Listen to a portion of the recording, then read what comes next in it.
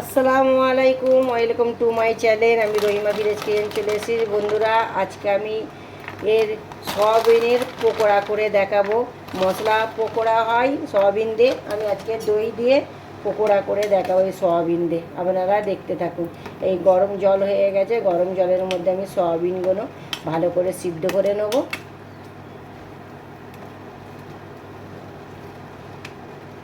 ভালো করে সিদ্ধ করে নিতে হবে, এই গরম জল দিয়ে নেড়ে চেড়ে নিতে হবে। সিদ্ধ করা হয়ে গেলে আমি দইয়ের ব্যাটার দিয়ে করবো, খেতে অসাধারণ লাগে। অনেকজন মশলা দিয়েও করে, আমি মশলা দিয়ে করবো না, আমি আজকে দই দিয়ে মশলা দিয়ে করব। পকোড়াটা দেখুন কত বড় বড় হয়ে গেছে আমার। দেখুন সয়াবিনটা কত বড় বড় হয়ে গেছে। এবার আমি এইটা ঢাকনা দিয়ে সাইডে রেখে দেবো। দেখুন সয়াবিনগুলো গরম জলে দিয়েছি বলে কেমন ফুলে ফুলে রসগোল্লার মতন হয়ে গেছে, আর ডাবল হয়ে গেছে। দেখুন কি দারুণ লাগছে, পুরো অসাধারণ লাগছে। ফুলে গেছে, ফুলে যে ভালো সিদ্ধ হয়ে গেছে। আমি এই জলটা ফেলে আসছি বন্ধুরা। এবার সয়াবিনগুলো দেখুন, সয়াবিনগুলো আমি এভাবে চেপে চেপে জলগুলো ঝরিয়ে নেবো। কত জল দেখছেন এর মধ্যে। সব এইরকমভাবে চেপে চেপে এই যে জলগুলো বের করে নিতে হবে। জল থাকলে ভালো লাগবে না, কড়াই তেল আছে, ছিটকাবে, গায়ে পড়বে। এইভাবে এইভাবে চেপে চেপে নিতে হবে। দেখুন কত জল বেরোচ্ছে। তারপরে আমি সব মশলাগুলো দিয়ে আমি ভালটারে মাখিয়ে নেব। এই বাটির মধ্যে আমি দই দিয়ে দেবো, বেশ খানিকটা দই দিয়ে দিতে হবে। দেখুন বেশ খানিকটা দই দিয়ে দেবো। অনেকজন মশলা দিয়েও করে, শুধু মশলা দিয়ে করে, দই দেয় না। আমি দই দেবো, দই দিলে খেতে খুব ভালো লাগবে। দই দিলাম, হলুদ গুঁড়ো দিলাম, লবণ দিলাম, লঙ্কার গুঁড়ো দেব, জিরার গুঁড়ো, পাঁচমিশালি মশলার গুঁড়ো দিয়ে আমি ভালো করে নেড়ে নেব। আর দেবো এতে চাট মশলা। চাট মশলাটা দিলে আরও স্বাদ বেড়ে যায়। ভালো করে এই ব্যাটারটা তৈরি করে নিতে হবে।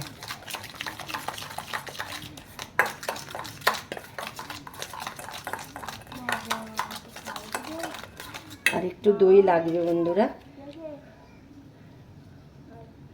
এত দারুণ খেতে লাগবে না দই দিয়ে, অসাধারণ খেতে লাগবে। এইভাবে মাখিয়ে নিতে হবে।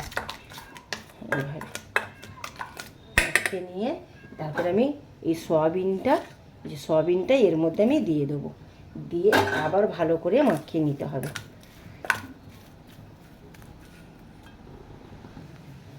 চালের গুঁড়ি আর পকোড়া, চালের গুঁড়ি আর কর্নফ্লাওয়ার দিয়ে ভালো করে আমি মাখিয়ে নিলাম। একদমই চিকেন পকোড়াকে না হাড় মানিয়ে দেবেন, জানেন বন্ধুরা। একবার হলো আপনারা বানিয়ে খাবেন, এত দারুণ খেতে লাগবে বলবার মতন নয়। আমার রহিমা ভিলেজ কিচেনের ছোট্ট পরিবারের যেসব দাদারা দিদিরা আমার সাবস্ক্রাইব করেছেন, ফলো করেছেন, আপনাদের কাছে অসংখ্য ধন্যবাদ। আর এখনও যেসব আমার পেজে আসেননি বন্ধুরা, এসে ঘুরে যাবেন আমার পেজে, আর আমার পাশে থাকবেন, আর আমাকে বন্ধু হয়ে যাবেন আমার সাথে। এবার আমি ভেজে নেব, চলুন। এবার পকোড়াগুলো, সয়াবিন পকোড়া আমি তেলের মধ্যে একে একে ছেড়িয়ে দেবো।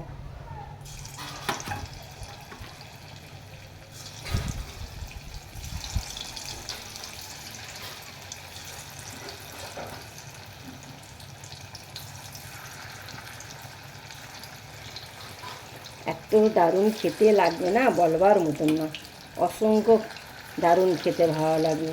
দই দিয়ে পকোড়াটা করবেন, তো ভালো লাগবে খেতে। আপনারা ভাতের সাথেও পরিবেশন করতে পারেন, আর এমনিও সয়াবিনের সাথেও, সসের সাথেও পরিবেশন করতে পারেন। কি দারুণ লাল লাল হয়ে গেছে, দেখুন কত দারুণ লাল লাল হয়ে গেছে, কি দারুণ লাগছে।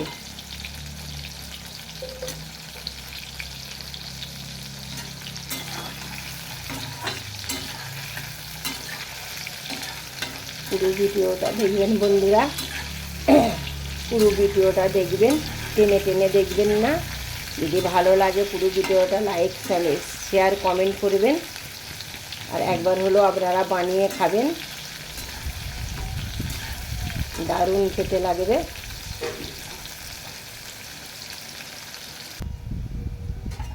সয়াবিন পকোড়া আমার রেডি, দেখুন কেমন লাল লাল হয়েছে। সয়াবিন পকোড়া আমার রেডি, এবার আমি তুলে নেব।